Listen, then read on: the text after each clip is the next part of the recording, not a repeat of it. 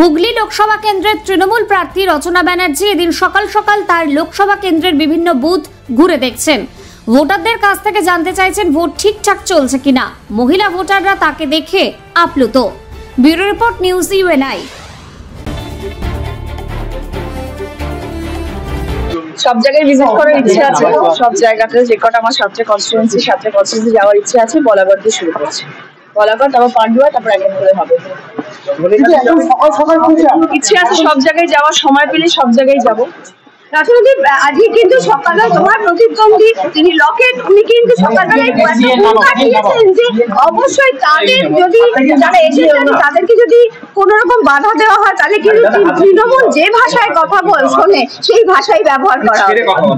আমি আজকে সকালবেলাটা ভীষণ সুন্দর একটা সকাল, আর দেখো ঠাকুর এত সহায় যে পুরো মেঘলা দিন, কোনো রোদ নেই, কোনো মানুষের যাতে কষ্ট না হয়, এবং এটা খুব ভালো একটা দিন।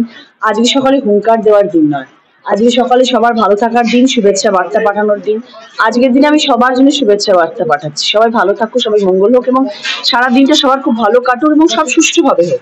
কোনো হুঙ্কার দেওয়ার নেই, এবং কোনো জায়গায় কোনো খারাপ কাজ আশা করি হবে না। দিদি প্রত্যেকটা জায়গা থেকে ঘুরবেন না, এখনো সব শান্তিতে আছে, সবকিছু ভালো আছে।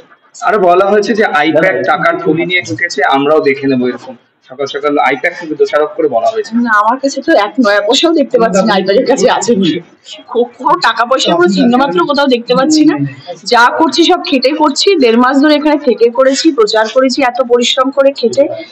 মানুষ যদি ভালোবাসেন, মানুষ যদি পাশে থাকেন, সব ঠিকঠাক। তৃণমূল এজেন্টদেরকে কি বার্তা দেবে আজকের দিনে? তৃণমূলের যারা এজেন্টরা, ও আচ্ছা, মানে হ্যাঁ সবার জন্য, মানে আমি সবাইকে বলেছি, রাত্রিবেলা অনেকের সাথে ফোনে কথা হয়েছে এবং সবাইকে শুভেচ্ছা বার্তা পাঠিয়েছি, এবং সবাইকে বলছি শান্তভাবে থাকবে, মাথা গরম কোনো জিনিসে করবে না, এবং ভালোভাবে সবাই যখনই তোমার কাছে কেউ আসবে, কেউ উঁচু স্বরে কথা বললে, তখন তাকে রসগোল্লা খাইয়ে দেবে। দিদি এতদিনের প্রচার আজকে একদম ফলাফলে একদম মানে যে এটা কোন রসগোল্লা? এটা মিষ্টি না, মিষ্টি রসগোল্লা সবাইকে খাইয়ে দেবে, তারাও জানে মিষ্টি বাণী বলে।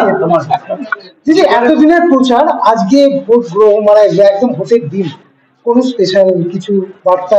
না দেখো, আমি মানে সত্যি কথা বলতে আমি ভীষণ টায়ার্ড। আমার বিগত বহুদিন ধরে কোনো রাতে ঘুম নেই, মানে ভীষণ কম সময় ঘুমাই, কারণ আমাকে আবার শুটিং করতে হয় 3 নম্বর বারে। তো সব মিলিয়ে আমি অত্যন্ত পরিশ্রম হয়ে আমি ভীষণ টায়ার্ড হয়ে গেছি। ওই জন্য আমার নতুন কেউ কিছু বলার নেই, এবং তোমাদের সব থেকে বড় কথা, আমার হুগলি জেলার মানুষ তথা আমার সব প্রেসের ভাই বন্ধুরা যারা যারা আমার সাথে এই 1.5 মাস ছিলেন, তাদের সবাইকে করজোড়ে প্রণাম এবং অসংখ্য ধন্যবাদ। কারণ এই গরমের মধ্যে তারা কন্টিনিউয়াসলি আমার সাথে ছিল এবং প্রচারে আমার সাথে সহায়তা করেছেন। আপনাদের সবাইকে ধন্যবাদ। আজকের দিনেও এই সকালবেলা থেকে আপনারা নিচে দাঁড়িয়ে আছেন। বাড়তি অক্সিজেনের কোনো বার্তা তৃণমূল কর্মীদের জন্য আছে না?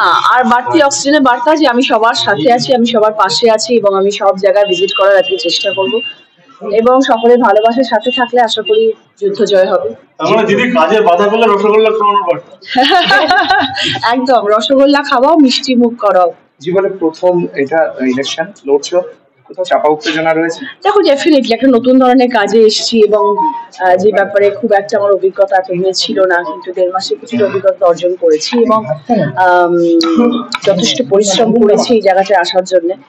দেখো, তারপরে তো কিছুটা ঠাকুর নিশ্চয়ই ঠিক করে রেখেছেন যে রচনার জন্য কোনটা শ্রেয়। আজকে সকালবেলায় উঠে কোনো ঠাকুরের কাছে প্রার্থনা? ঠাকুরের প্রার্থনা রোজই করি। আজকে এইটাই প্রার্থনা করেছি, সব যেন সুষ্ঠুভাবে শান্তিভাবে হয়। এইটা আমার কাছে প্রার্থনা ঠাকুরের কাছে, যে সব ভালো করুক।